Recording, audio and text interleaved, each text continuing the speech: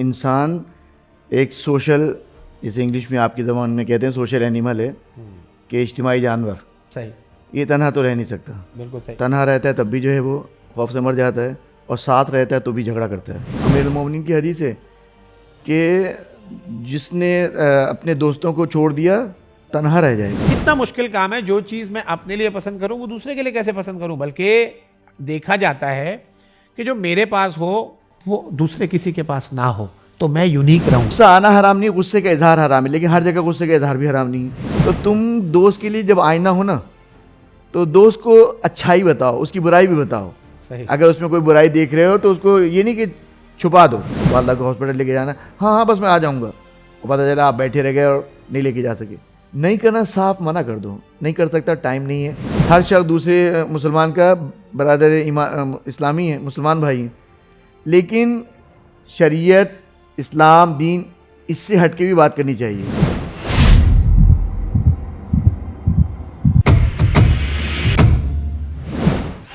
اعوذ باللہ من الشیطان اللعین الرجیم. بسم اللہ الرحمن الرحیم.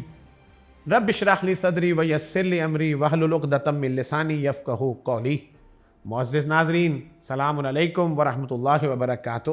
ایک بار پھر آپ کو خوش آمدید کہتے ہیں ہمارے اس پروگرام JBH جو بات ہے میں، جس میں ہماری کوشش ہوتی ہے کہ معاشرے کے مختلف مسائل کو ہائی لائٹ کیا جائے اور الگ الگ مسئلوں پر ڈسکشن کی جائے اور اس کا حل تلاش کیا جائے قرآن اور احادیث سے. کیونکہ اگر کسی چیز کا مکمل اور پختہ حل موجود ہے تو وہ قرآن اور احادیث میں موجود ہے. جب اس حل کو ہم تلاش کر کے لے آتے ہیں تو بے ساختہ کہنا پڑے گا جو بات ہے. ناظرین، آج کا ہمارا جو پروگرام ہے اس کا عنوان ہے، چلیں عنوان میں آپ کو بتاتا ہوں، آپ سنیں کہ آج ہم نے کس مسئلے کو ہائی لائٹ کرنا ہے. ہم دنیا میں آئے، کچھ رشتے وہ ہیں جو خدا کی طرف سے بنائے ہوئے ہیں، جو ہمیں بائی ڈیفالٹ ملتے ہیں. کچھ وہ رشتے اور تعلقات ہیں جو ہم آنے کے بعد خود بناتے ہیں، مثلا جن کو ہم نئے نئے رشتے کہیں گے، جنہیں ہم خود بناتے ہیں. بہنوئی، بھابھی، نیا آنے والا پڑوسی، ہمسایہ، آفس میں کوئی نیا امپلائی یا آفس میں کوئی نیا کولیگ اور وغیرہ وغیرہ، اس طرح کے رشتے. اچھا، ان رشتوں کو قائم کرنے کے لیے جو سب سے بنیادی اصول ہے وہ ہے ٹرسٹ، اعتبار.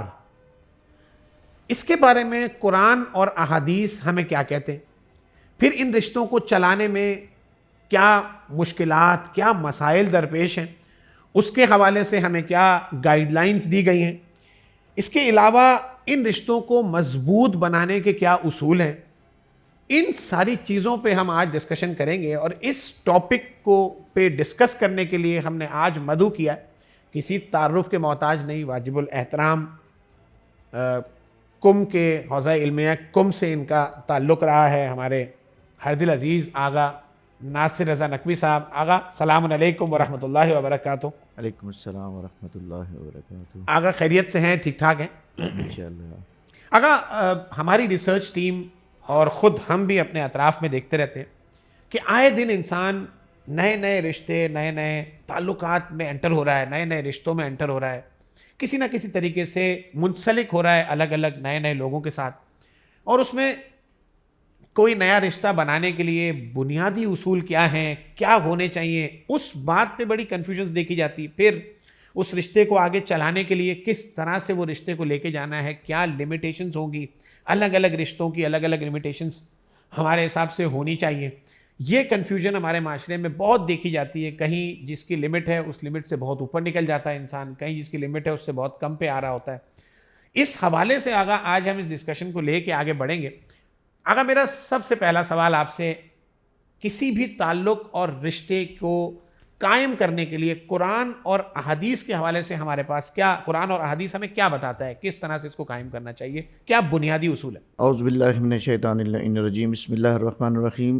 سب سے پہلے تو آپ کو اور آپ کی ٹیم کا بہت بہت شکریہ کہ آپ نے جو ہے وہ یہ سعادت بخشی کہ آپ کے پروگرام میں جو ہے وہ آ کے مومنین کے حوالے سے اس طرح سے خدمت کی جائے. آقا آپ کا بھی بہت شکریہ کہ آپ نے ہمیں وقت دیا اپنی مصروفیات میں سے. پروردگار آپ کی توفیقات میں اضافہ فرمائے انشاءاللہ.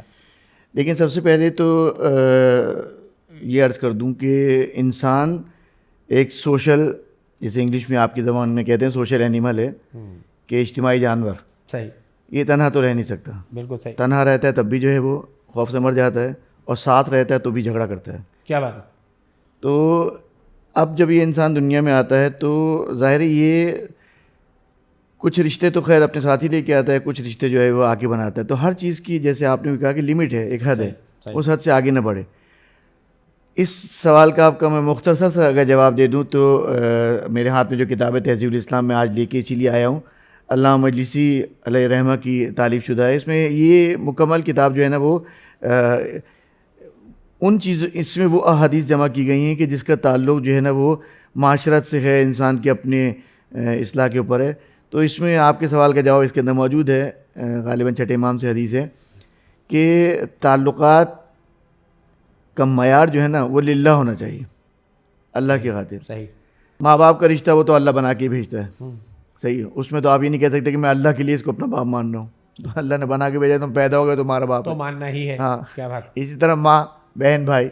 اس کے علاوہ جتنے بھی رشتے ہیں، جیسے دوستی کا ہے، کاروبار کا ہے، یا فرینڈ سرکل ہے، تو معیار جو ہے نا وہ للہ ہونا چاہیے، اللہ کی خاطر. اگر یہ معیار ہے تو انسان جو ہے نا، جسے کبھی ایسا نہیں ہوتا کہ ہمیشہ جو ہے نا وہ سامنے والا آپ کے ساتھ بالکل صحیح جا رہا ہے. تو اگر آپ کا دوستی کا دار و مدار للہ ہے، اللہ کے لیے ہے، تو جہاں پہ بھی آپ نے دیکھا کہ وہ آپ کی یعنی حدود خدا سے کراس کر رہا ہے، آپ کے پاس جواز موجود ہے. کیونکہ احادیث میں یہ بھی موجود ہے کہ دوستی اس طرح نہیں توڑو، تعلقات اس طرح ختم نہیں کرو. امیر المومنین کی حدیث ہے کہ جس نے اپنے دوستوں کو چھوڑ دیا تنہا رہ جائے گا، اور تنہائی جو ہے وہ انسان کی ناقابل برداشت ہے. تو امام نے یہ کہا کہ معاشرے میں رہو تو مل جل کے رہو. پھر ائمہ علیہ السلام کا میں ماں باپ فدا ہوں کہ ان کی خصوصیت یہی ہے کہ وہ آدھا کام نہیں چھوڑتے. جہاں پہ ہم کو یہ ترغیب دلائی ہے کہ جو ہے وہ رشتے قائم کرو، وہاں پہ یہ بھی بتایا کہ ان رشتوں کو نبھانا کیسا ہے، چلانا کیسا ہے، آگے بڑھانا کیسا ہے. آقا میں اس پہ ضرور سوال کروں گا، اس پہ ہم آگے ضرور بات کریں گے، بلکہ اس پہ اب ان ڈیپتھ ڈیٹیلز میں جاؤں گا میں انشاءاللہ. سب سے پہلے مجھے یہ سمجھائیں اپنی کنفیوژن دور کرنے کے لیے اور اپنے آپ کو مزید اور اس کو سمجھنے کے لیے، اللہ کی خاطر رشتہ قائم کرنا کیا مطلب، اس سے کیا مراد ہے؟ دیکھیں، اللہ کی خاطر رشتہ قائم کرنے سے مراد یہ ہوتی ہے کہ جب بھی ہم کہتے ہیں کہ یہ کام میں اللہ کے لیے کر رہا ہوں، تو اس کا مطلب ہے کہ مثلا جیسے میں اس انسان سے دوستی کر رہا ہوں اللہ کی خاطر، یعنی نہ مجھے اس کی شہرت سے غرض ہے، صحیح، نہ اس کے مال سے غرض ہے، نہ ہی میں اس سے کوئی بینیفٹ لینا چاہ رہا ہوں، کسی مفاد کی خاطر نہیں کرنا. نہیں، بالکل صحیح، بالکل خالص پیور، کیا بات. صرف اللہ کے لیے. تو اس میں فائدہ یہ ہوتا ہے کہ اگر آپ کسی ٹارگٹ کی وجہ سے یا کسی خاص ایشو کی وجہ سے اس سے دوستی کر رہے ہیں تو اس میں نا خلوص نہیں رہے گا. بالکل صحیح، بالکل کیونکہ دوستی جو ہے نا معاملات میں ہے، صحیح بات، معاملات گیو اینڈ ٹیک ہے. صحیح، میں آپ سے دوستی کر رہا ہوں اور آپ مجھ سے دوستی نہیں کریں گے تو میں پھر آگے کتنی حد تک دوستی چلاؤں گا. صحیح بات ہے. تو اگر میں للہ نہیں ہوں گا تو سامنے والا بھی للہ نہیں ہوگا. پھر جو ہے وہ آپ جو معاشرے کے اندر دیکھ رہے ہیں ایک دوسرے کو دھوکہ دے رہے ہیں کیونکہ للہ نہیں ہے. انسان ماڈرن سائنس جو آج آپ کو بہت ساری رہنمائی کر رہی ہے، اگرچہ ہمارے معصومین نے اور کلام خدا میں اس سے پہلے ہی سب چیزیں آ چکی ہیں، لیکن چونکہ ہم جو ہے نا وہ سائنٹسٹ کی اور یورپ کی بات کو زیادہ مانتے ہیں تو زیادہ متاثر ہوتے ہیں. تو آج کی سائنس کیا کہتی ہے؟ یہی کہتی ہے نا کہ انسان کی باڈی سے ریز نکلتی ہیں جو ایک دوسرے پہ اثر کرتی ہیں. یہ بات 1400 سال پہلے معصومین بتا کے جا چکے ہیں. بالکل صحیح.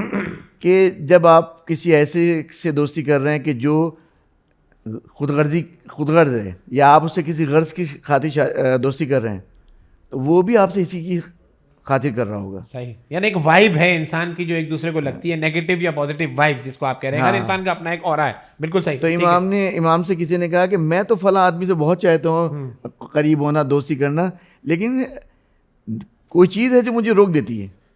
امام نے کہا کیونکہ وہ تم سے بدظن ہے تو دل کو دل سے راہ ہوتی ہے. وہ تم سے بدظن ہے تو تمہارا دل جو ہے نا اس کی طرف جا ہی نہیں پاتا.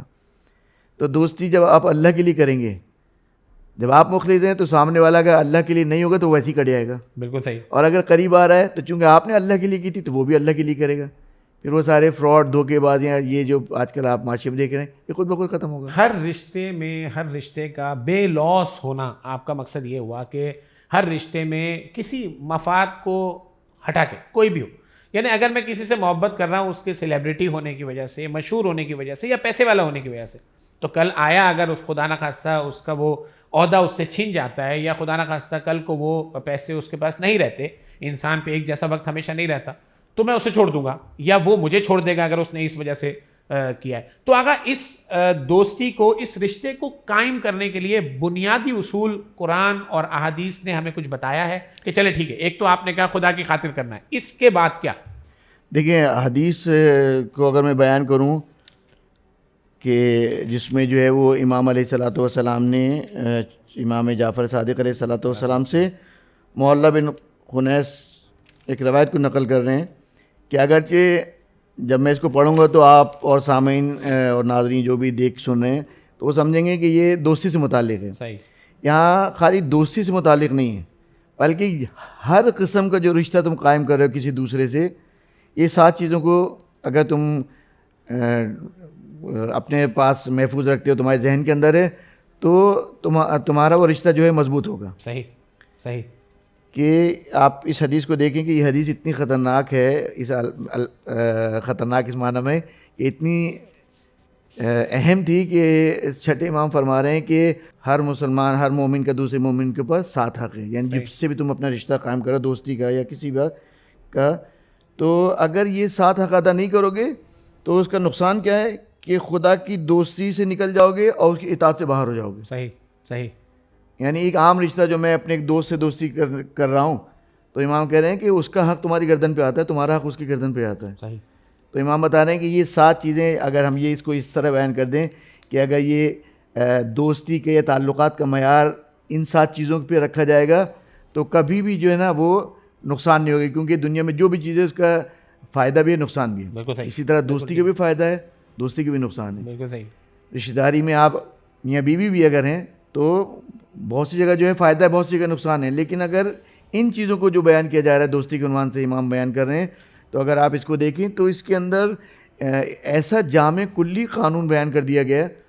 اور پہلی چیز ایسی ہے کہ اس کے اوپر ذیشان صاحب آپ اگر میرے ہوسٹ ہوں تو اس کے اوپر تو خود ایک مستقل پروگرام بنایا جا سکتا ہے، یعنی اتنی اہم ہے. پہلی چیز کیا ہے امام فرما رہے ہیں، اتنی ایکسائٹمنٹ آپ نے کریٹ کر دی ہے، آپ بسم اللہ کریں، بتائیں مجھے، ہم واقعی میرا کمال نہیں ہے، یہ تو مولا کے الفاظ کا کمال ہے، میں تو خالی اس کو بیان کر رہا ہوں.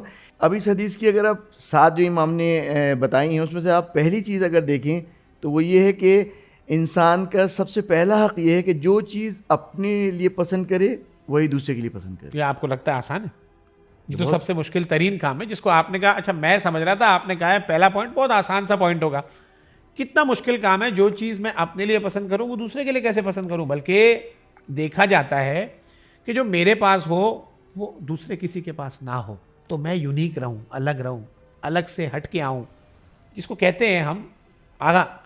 اب دیکھیں اسی آپ کی بات سے اور میں تھوڑی سی 2 کلمے اور کہہ دوں کہ اگر پہلے بیان کے بعد اگر امام 6 چیزیں بیان نہ بھی کریں نا، یہی کافی ہے.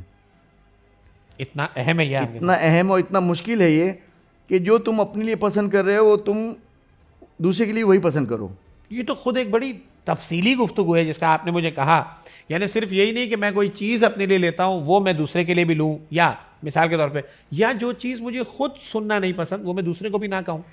یہ ہنر اور یہ فضیلت ہمیں صرف در اہل بیت میں نظر آتی ہے. کیا بات کہ آپ اہل بیت کربلا کا واقعہ اٹھا کے دیکھیں کہ امام حسین کے بچوں کو بچایا جا رہا ہے، اپنے بچوں کو قربان کیا جا رہا ہے. ورنہ انسان سب کچھ قربان کر سکتا ہے، مال دولت، اولاد کا معاملہ آ جائے نا، کیا بات، اپنی اولاد کو بچاتا ہے. بالکل ایسا ہی. لیکن کربلا والے ایسے تھے. تعلیمات اہل بیت یہی تو ہے کہ آپ کو ہنر سکھاتی ہے کہ تمہیں کس طرح سے ان کے ہمارے ماں باپ قربان ہو. کہ ایک تو اہل بیت کہ آپ نے کربلا میں دیکھا کہ امام حسین کے ماننے والے حضرت علی اکبر کو بچا رہے ہیں، اپنے بچوں کو قربان کر رہے ہیں. حضرت زینب شہزادی اپنے بچوں کو بھیج رہی ہیں اور امام حسین کو بچوں کو بچا رہی ہیں. یہ کوالٹی تعلیمات اہل بیت سے کربلا والوں میں تھی. اور یہی خصوصیت پروردگار عالم ایک رشتے کو دیتا ہے اور وہ ہے والدین کا. کہ والدین وہ واحد رشتہ ہے، چاہے وہ نسبی رشتے کی بحث کریں چاہے سببی رشتوں کی بحث کریں. ماں باپ کا صرف ایک واحد رشتہ ہے کہ جس میں یہ خصوصیت یہ کہ اپنے لیے جو پسند کرتے ہیں اس سے اچھا اپنی اولاد کے لیے پسند کرتے ہیں. تو اب آگا بات دوسری ہو گئی نا. اب جیسے آپ بات کہہ رہے تھے کہ اپنے لیے جو پسند کرو وہ دوسرے کے لیے پسند کرو، پھر آپ نے مثال دی جیسے کربلا کی، تو اس پہ ہم آ گئے کہ بھائی جو اپنے لیے پسند کر رہے تھے دوسرے کے لیے اس سے بہتر لے رہے ہیں, یعنی خود اپنے سے زیادہ امپورٹنس دے رہے ہیں دوسرے کو, یہ کہنا چاہ رہے ہیں یعنی. دیکھیں امام نے تو یہ نہیں کہا, کیونکہ یہی بہت مشکل چیز ہے کہ جو میں اپنے لیے پسند کر رہا ہوں وہ دوسرے کے لیے پسند کروں. اچھا, امام کو بھی پتہ ہے نا کہ ہم کیسے ہیں. کیا بات, امام وہ تھوڑی ہے کہ جو گھڑی دیکھ کے ٹائم بتاتا ہو کہ کیا ٹائم ہوا ہے. کیا بات, امام کو تو ما کان و ما یکون کا علم ہے.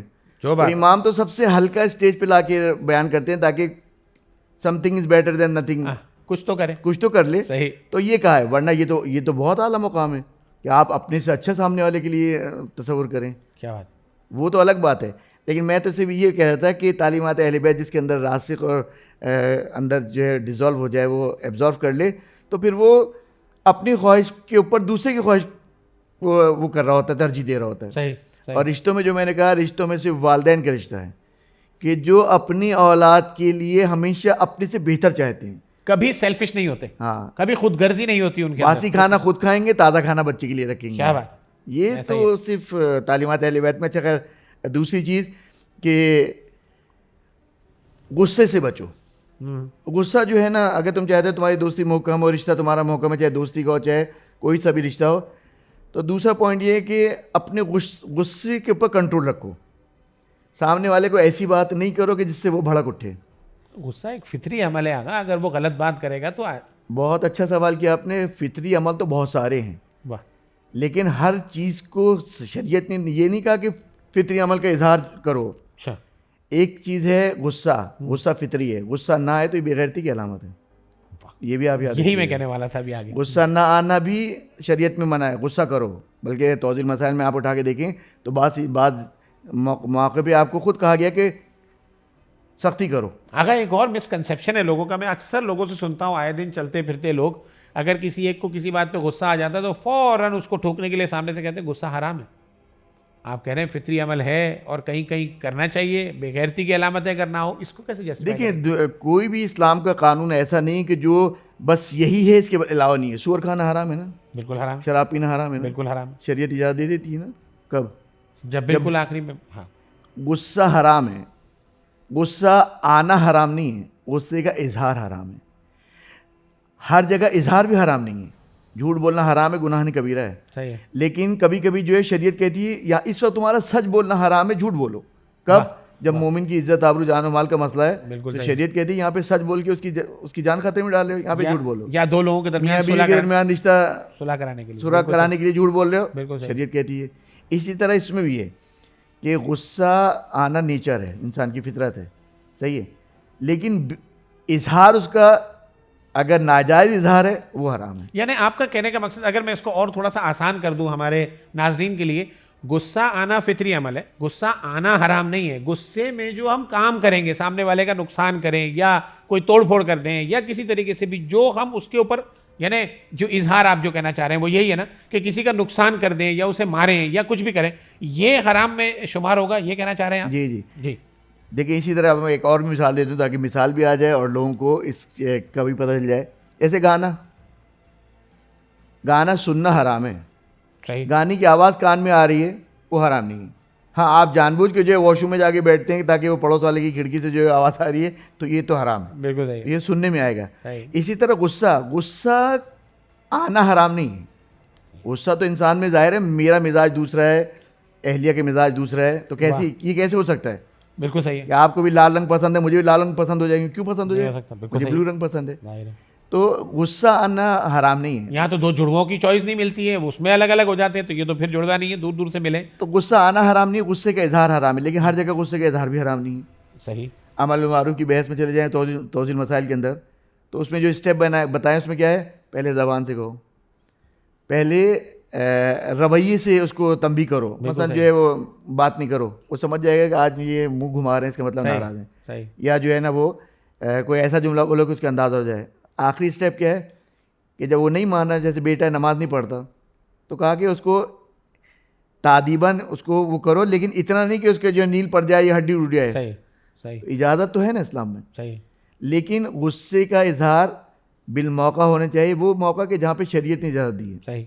اب ایسا نہیں کہ دوست آگے بیٹھا, آپ اس کے اوپر برس پڑے گا, 2 بجے کے تم نے ٹائم دیا تو 4 بجے آگے بیٹھے اور یہاں سے وہ ہائپر ہو گئے. ہاں ہاں, امام یہ کہہ رہے ہیں صحیح. کہ غصہ جو ہے نا وہ اس سے بچو, کیونکہ یہ جو ہے نا وہ تمہاری دوستی کو ختم کر دے گا, تعلقات کو ختم کر دے گا. تیسری چیز کہ جان, مال, زبان, ہاتھ پاؤں سے مددگار ثابت ہو. صحیح صحیح.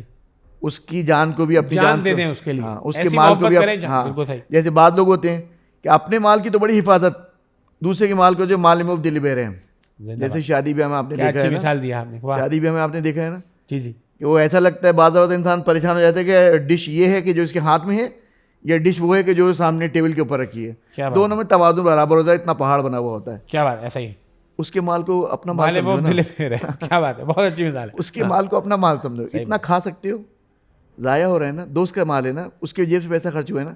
یعنی اس حدیث کے کو پڑھنے کے بعد تو ایسا لگتا ہے کہ جیسے ان رشتوں میں اگر یہ چیز آ جائے نا تو یہ کہنا کہ یہ میرا سگا بھائی ہے اور یہ میرا دوست ہے, فرق محسوس ہی نہیں ہوگا. کیا بات, کیا بات. کیونکہ بھائی بھائی کی مشکل وقت میں کام آتا ہے نا. اس حدیث کے آپ پورا آخر میں آپ جب خلاصہ نکالیں گے تو جو نچوڑ نکلتا ہے نا وہ ایسا لگتا ہے کہ ان خصوصیات کے بعد نہ کوئی سگا بھائی ہے اور نہ کوئی دوست ہے, سب برابر ہے. اس کا خلاصہ تو آگے ہم نکالیں گے, لیکن اب تک کی باتوں سے بھی جو میں خلاصہ نکال سکا ہوں اب تک کی یہ 3 پوائنٹس میں, تب بھی میں یہ کہہ رہا ہوں کہ انسان اپنے لیے نہ جیے, دوسرے کے لیے جیے, سیلفش نہ ہو, خود غرضی نہ ہو اس کے اندر. یہی خلاصہ اب تک کا ہمارا آتا ہے. اگر یہ بھی دیکھا جاتا ہے, اکثر و بیشتر ہم یہ دیکھتے ہیں کہ اپنے گھر کا راشن بچانے کے لیے دوسرے کے گھر کا بن بلائے مہمان بن جاتا ہے انسان. آج چلو یار, آج نہیں پکاؤ کچھ بھی, آج وہاں چلے جائیں گے, آج فلاں کے یہاں چلے جائیں گے.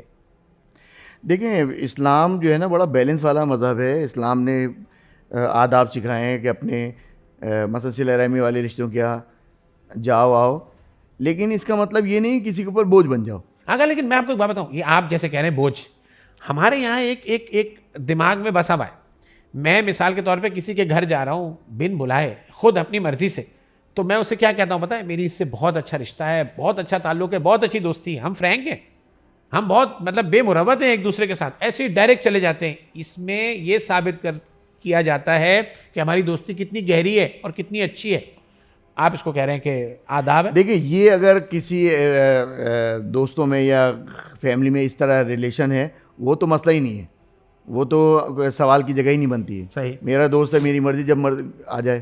صحیح. یہ بات ہو رہی ہے کہ دوستی بھی ہے, مثلا رشتہ داری بھی ہے, لیکن آج کے جیسے دور میں اگر کوئی اچانک آ جائے تو آپ کیسے کھانا کھلائیں گے اس کو؟ گیس نہیں آ رہی, بالکل صحیح, ہوٹل سے منگا رہے ہیں تو مثلا جو ہے وہ 5-5 ہزار کے تو پیزے ہی آ رہے ہیں. بالکل صحیح. تو یہاں پہ جو ہے وہ کہا گیا ہے اس حدیث کا پہلے ہی جملہ, جو تم اپنے لیے پسند کرتے ہو دوسرے کے لیے پسند کرو. تم پسند کرتے ہو کہ تمہارے گھر کوئی اچانک مہمان آ جائے, پورا اپنا ٹبر لے کے آ جائے. کیا بات. صحیح. یا اچھا یہاں پہ بعض جگہ پہ شرعی مسئلہ بھی آ جاتا ہے, حرام بھی ہو جاتا ہے. آپ کو شادی میں بلائے مسٹر اینڈ مسز, آپ نے کہا چلو بھائی مہنگائی تو بہت ہے, آج چلتے ہیں, پوری گاڑی بھر کے چلتے ہیں. کیا بات. اس نے مسٹر اینڈ مسز لکھا ہے, اس کا مطلب وتھ فیملی نہیں بلایا. صحیح صحیح. یہ اخذ بالحیا کہلاتا ہے. اور اگر جا بھی رہے ہو تو 5 آدمی اگر گئے ہیں اور نیوتے میں جو کور دیا جاتا ہے 1000 روپے رکھ کے آ گئے, یہ 1000 روپے کا کھانا کھا کے آئے. اگر وہ حساب چل رہا ہوتا ہے نا, 200 روپے پر ہیڈ آئے گا نا, ہم نے 200 روپے کا کھانا کھایا, اور کہاں ملے گا اتنے میں کھانا. ہاں, یہ بھی تو اس کا مطلب یہ ہے کہ جب تمہارے یہاں لفافہ کھلتا ہے تو پھر برا کیوں مانتے ہو؟ اتنا سا دیا کہ 5 آدمی لے کے آئے تھے اور 1000 روپے دیے, اس کا مطلب بری چیز ہے نا. بالکل. حدیث کا پہلا جملہ یہی ہے نا کہ جو اپنے لیے پسند کرتے ہو دوسرے لیے پسند کرو. یا تم پسند نہیں کرتے کہ تمہارے کے بغیر کوئی کال کیا آ جائے, بغیر کوئی ٹائملی آ جائے, تو تم بھی اس طرح نہیں جاؤ. یعنی اس کو پورا کہہ سکتا ہوں میں, جو اپنے لیے پسند کرتے ہو دوسرے کے لیے پسند کرو, جو اپنے لیے برا مانتے ہو یا تکلیف دہ مانتے ہو وہ دوسرے کو بھی سمجھو کہ اس کو تکلیف ہوگی. بالکل صحیح, بالکل ٹھیک. اچھا, اور 5ویں چیز جو ہے وہ چوتھی چیز, بلکہ ہاں میں وہی سوچنے والا کہ تھا, چوتھی چیز ہے کہ اس کے لیے بمنزل آنکھ اور رہبر اور آئینے کے ہو. یعنی دوستی کرنے کا ایک طریقہ جو ہے وہ یہ کہ جب تم دوست بن گئے ہو کسی کے, تو تم اس کے لیے جو ہے نا وہ بمنزل آنکھ جو ہے وہ دیکھتی ہے, رہنمائی کرتی ہے, راستہ بتاتی ہے, ایپ بتاتی ہے, تمہاری ناک پہ کالک لگی, تمہارے بال بکھرے ہوئے. تو تم دوست کے لیے جب آئینہ ہو نا تو دوست کو اچھائی بتاؤ, اس کی برائی بھی بتاؤ.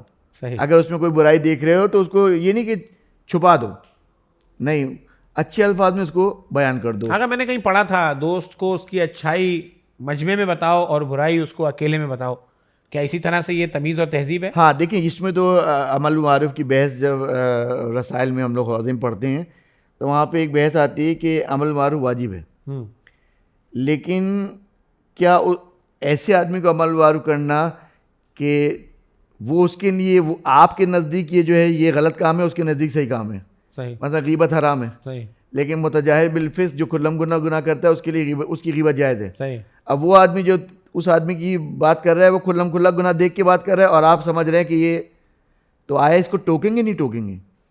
تو شیخ مرتضیٰ انصاری لکھتے ہیں کہ اگر اس سے توہین ہو رہی ہے اس کی تو یہ الٹا گناہ میں آ جائے گا. اچھا, آپ تو اس کو غیبت سے روک رہے تھے, الٹا آپ الٹے گناہ میں پھنس گئے. اگر شریعت میں ایک لائن پکڑ کے چلنا شروع کر دوں تو میں تو اچھا سمجھ کے کر رہا ہوں, اور وہاں میرا الٹے ہاتھ کا تو فرشتہ یہاں شروع پہ ہے. سب سے اچھا طریقہ اور سیف سائڈ یہ ہے کہ آپ کو نظر آ گئی, اگر کوئی چیز آ گئی ہے تو سب کے سامنے کہیں گے تو ہو سکتا ہے باغی بھی ہو جائے. بالکل صحیح. سائڈ میں لے جائیں, کارنر میں لے جائیں, میسج کر دیں, فون کر دیں. آج کل تو بہت سارے ذرائع ہیں نا, کسی بھی طریقے سے اس کو بتایا جا سکتا ہے. اور بعض دفعہ یہ ہوتا ہے کہ آپ ڈائریکٹ بتائیں گے تو برا مان جائے گا, آپ اس کو اشارے کے ذریعے سے, کسی واقعے کے ذریعے سے اس چیز کو سمجھا دیں تو ناراض بھی نہیں ہوگا. اور یہ حدیث کا چوتھا جملہ یہ بھی منزلت آنکھ, رہبر اور آئینے کی مانند ہونا چاہیے.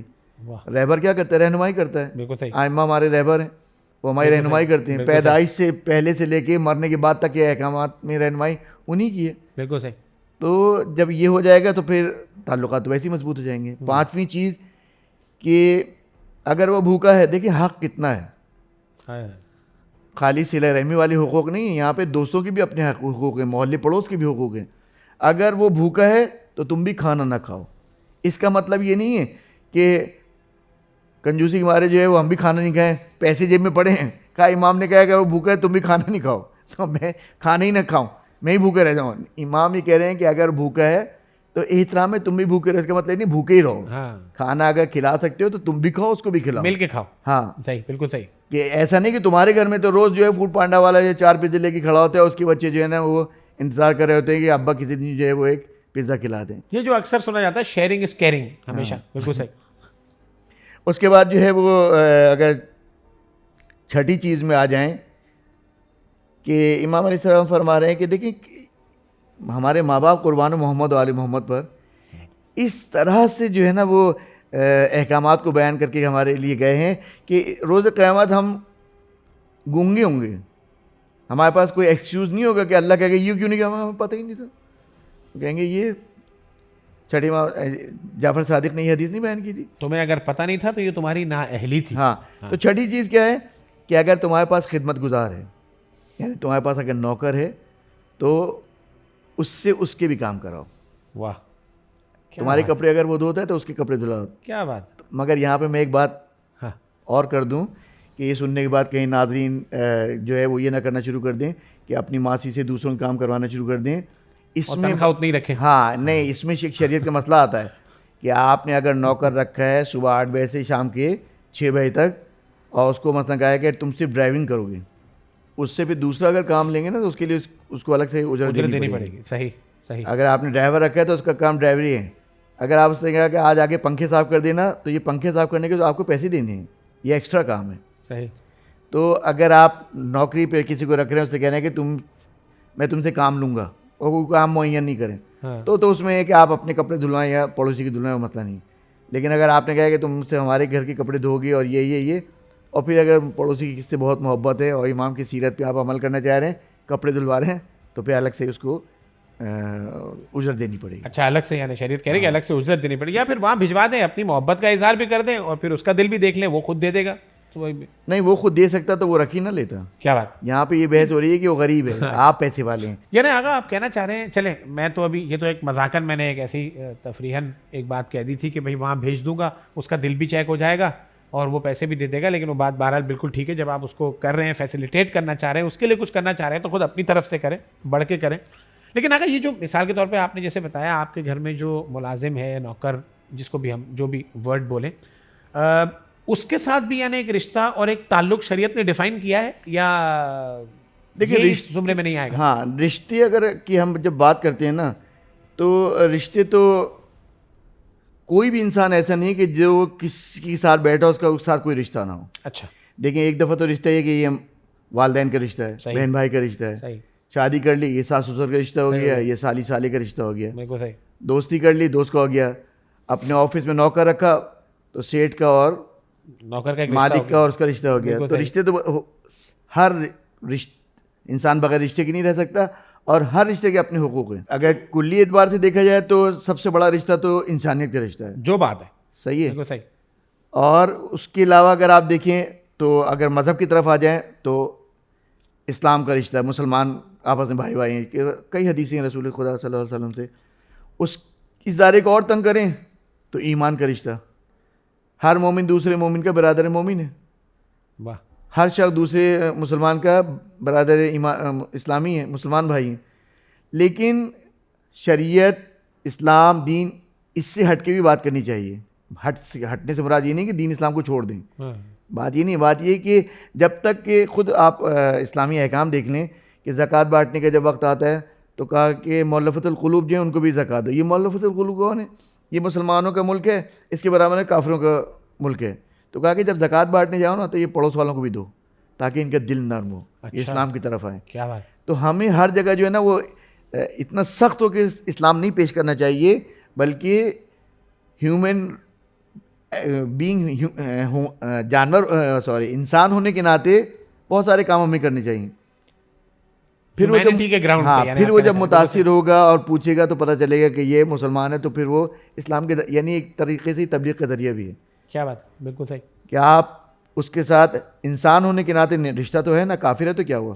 اگر کوئی ہندو جو ہے وہ مسلمانوں کے خلاف کوئی کام نہیں کر رہا ہے یا دشمنی نہیں کر رہا تو ہم شریعت اجازت تو نہیں دیتی کہ اس کو مار دیں آپ. بالکل صحیح. عیسائی اگر جو ہے چرچ میں جا کے عبادت کر رہا ہے تو اسلام تو یہ نہیں کرے کہ جا کے اس کی گردن اڑا دو. نہیں, اس کا بھی احترام کرنا ہے, اس کی بھی اپنی لا اکراہ فی الدین. دین میں زبردستی نہیں ہے جب تک کہ دین میں نہیں آ جائے. دین میں آ جائے گا تو پھر اگر وہ رمضان میں کھڑا ہو کے چوراہے پہ جو سموسے کھا رہا ہوگا تو اسلامی حکومت ہوگی تو اس کو سزا ملے گی. لیکن جب تک وہ اسلام میں نہیں آیا, ہندو ہے, کافر ہے, یہودی ہے, اسلام یہ کہہ رہا ہے کہ جب تک کہ وہ حربی نہ ہو, تم سے جنگ نہ کرنے آئے, تمہیں حق نہیں پہنچتا کہ تم اس کو مارو. تو یہاں سے خود یہ ایک مثال ہے رشتے کی کہ انسانیت کا رشتہ تو ہے نا. بالکل ہے. اگر دین کا رشتہ تمہارے درمیان نہیں بھی ہے تو کیا وہ اسلام کا انسانیت کا رشتہ تو ہے نا. ہیومینیٹیرین گراؤنڈ کی بات کر رہے ہیں, ظاہر ہے ہر کسی سے کوئی نہ کوئی رشتہ ہے. جی آگا. اور ساتویں چیز اور آخری چیز کی جو ہم نے حدیث شروع کی تھی اس میں یہ کہ جب کوئی کام جب وہ کوئی قسم تم کو دے یا کوئی کام کرنے کہے تو اس کام کو انجام دو. یعنی کتنا حق ہے. دوستی مصمم کرنے کا طریقہ کیا بتایا جا رہا ہے کہ جو بھروسہ ہے نا, آپ سے قریبی تعلقات ہونے کی وجہ سے میں آپ کو کام کو کہہ رہا ہوں نا. صحیح. تو کہا کہ کسی کام کے لیے کہے تو وہ کام کرو. یہاں پہ بھی ایک شرعی مسئلہ آتا ہے کہ جیسے ہمارے یہاں آج کل جو ہے نا یہ بہت رائج ہوتا جا رہا ہے, لیکن لوگ آج کل پریشان ہیں, مصیبت میں مبتلا ہیں. اس کے بعد کہتے ہیں مولانا نماز پڑھ رہے ہیں, خمس دے رہے ہیں, عزاداری کرتے ہیں, مصیبتیں کیوں آ رہی ہیں؟ جنگل میں جو آگ لگتی ہے نا تو پہلی آگ جو ہے تنے میں نہیں لگتی. آسٹریلیا میں آپ دیکھتے رہتے نا, امریکہ کے جنگل میں آگ لگ گئی, آسٹریلیا میں آگ لگ گئی, تو یہ آگ جا کے کوئی جلاتا ہے؟ نہیں, جلاتا کوئی نہیں ہے. سورج کی کرنیں جب پڑتی ہیں نا وہ باریک باریک جسے گھاس کہتے ہیں, وہ باریک گھاس جلتی ہے, وہ جلتے جلتے اتنی بڑی ہو جاتی ہے کہ پورے درختوں کو جلا دیتی ہے اور مہینے مہینے آگ جلتی رہتی ہے. بالکل ایسے ہی. آج جو مومن پریشان ہے, یہ جو چھوٹی چھوٹی چیزیں آئمہ نے بتائی نا, اس پہ عمل کرنے کا اتنا فائدہ ہے اور اتنا اس کا وہ ہے کہ دوسری چیزیں جو آپ گناہ کر رہے ہوتے ہیں, دیکھیں واجبات تو واجبات ہے, وہ تو آپ کو ادا کرنا ہی کرنا ہے. یہ مستحبات کی جو اتنی تاکید کی گئی ہے وہ اسی لیے کی گئی ہے کہ واجبات میں کوئی کمی کسری رہ جائے نا تو ان مستحبات کے ذریعے سے پوری ہو جائے. بس آپ کے منہ سے کوئی ایسی بات نکل گئی کہ جو خدا کو پسند نہیں تھی, آپ نے کوئی مستحب انجام دیا, اللہ نے اس کا ثواب بڑھا دیا تو وہ گناہ کم ہو گیا. تو یہاں پہ یہ جو بتایا جا رہا ہے کہ جب تم کو کوئی کام کا کہہ رہا ہے, تو جو میں اس کی طرف اشارہ کر رہا تھا کہ اکثر لوگ کہتے ہیں کہ آتے ہوئے یار تم صدر سے آؤ گے تو میرے لیے فلاں چیز لیتے ہیں. ہاں کیوں نہیں, میں تو روز ہی آتا ہوں, وہیں سے آسری میں ڈال دیا اور لے کے نہیں آئے. آپ بظاہر کہیں گے کہ میں نے وعدہ تو نہیں کیا تھا. بھائی وعدہ کوئی نیت تھوڑی نماز کی طرح کہ میں وعدہ کرتا ہوں قربتاً اللہ. جب میں نے آپ پہ اعتماد کیا, میں نے کہا کہ کام کرنا, آپ نے کہا میں کر دوں گا, میں انتظار کر رہا ہوں, آپ نے لے کے آئے. تو اس حدیث میں یہی کہا جا رہا ہے کہ جو وہ کام تم کو کہے نہیں کرنا صاف منع کر دو. نہیں کر سکتا, ٹائم نہیں ہے, یا فلاں وقت پہ آ جاؤ, والدہ کو ہاسپٹل لے کے جانا, ہاں بس میں آ جاؤں گا, اور پتہ چلا آپ بیٹھے رہ گئے اور نہیں لے کے جا سکے. تو امام یہ کہہ رہے ہیں کہ کام دے تو کرو, نہیں ہے تو بول دو. دعوت دے رہا ہے,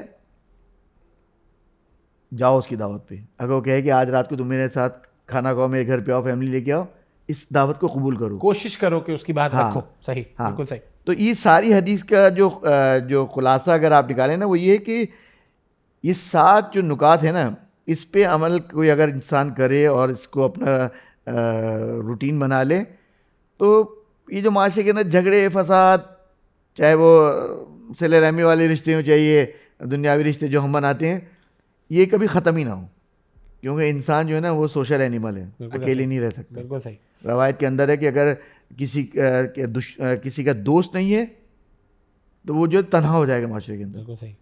اور تنہائی آپ یورپ میں دیکھتے ہیں نا، ساری سہولتیں ہونے کے باوجود بھی سوسائڈ وہیں پہ زیادہ ہوتے ہیں.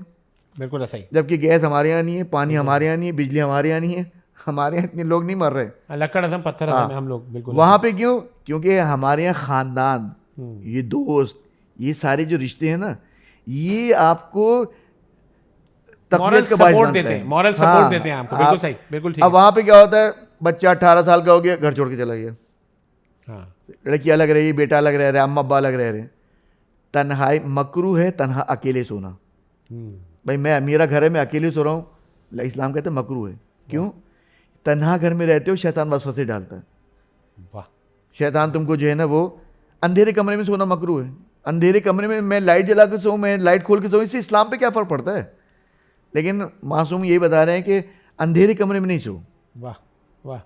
کیونکہ انسان جب کسی چیز کو اندھیرے میں غور سے دیکھ رہا نا تو جو اس کے دماغ میں ہوتا ہے وہ اس کو نظر آنے لگتا ہے. دیوار کو غور سے دیکھنا شروع کرے گا تو اس کو دیوار میں تصویریں نظر آنے لگیں گی.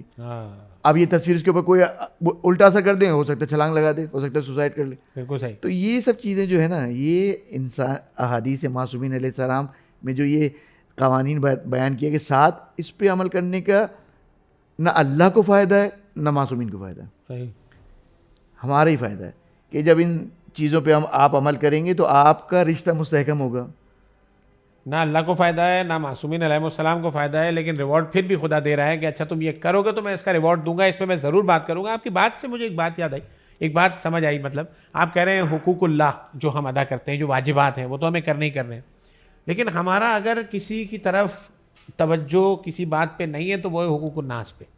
یعنی میں نے نوٹس کیا، بلکہ ایک بڑی عام مثال ہے، شاید میرا خیال ہے یہ ناظرین میں سے کئی لوگ اس بات پہ میری تصدیق کریں گے کہ انسان کو نماز پڑھنے جانا ہے، لیٹ ہو گیا، گاڑی پارک کیے جو مسجد کے برابر میں کسی کا گھر ہے نا اس کے مین گیٹ پہ، اور اس کے بعد نماز پڑھنے چلا گیا. جب وہ واپس آیا آدھا گھنٹہ، پونا گھنٹہ، 1 گھنٹہ اپنی ساری تعقیبات پڑھا کے جتنا کر سکتا تھا لمبا وہ کر کے آیا. واپسی آیا تو جو جس کے گیٹ پہ پارک کی تھی اسے اذیت ہوئی. وہ 1 گھنٹہ اس کو کہیں جانا تھا اور وہ جا نہیں سکا، ظاہر ہے. تو اب جب اس نے آ کے کہا کہ یار یہ کوئی طریقہ، کہا بھائی نماز پڑھنے گیا تھا، تو اب سامنے والا کیا کہے گا؟ تو یہ بہرحال بہت اچھی بات کی آپ نے، اس کو کھولا اور اس کو ڈیفائن کیا کہ بھائی بہت اہم ہے یہ. اکثر جگہوں پہ تو شاید میں یہ سمجھاؤں، جو آپ کی بات سے آپ میری تصدیق کیجیے گا یا رد بھی کر سکتے ہیں، یہ زیادہ خدا نے اس کی پروردگار نے اہمیت دی ہے کہ یار اس کی زیادہ اہمیت ہے. واجبات کے اندر میں دیکھ لوں گا تم کو، مگر اس کی یعنی ایسا نہ ہو کہ تم اس کے چکر میں کسی کو نقصان پہنچا دو.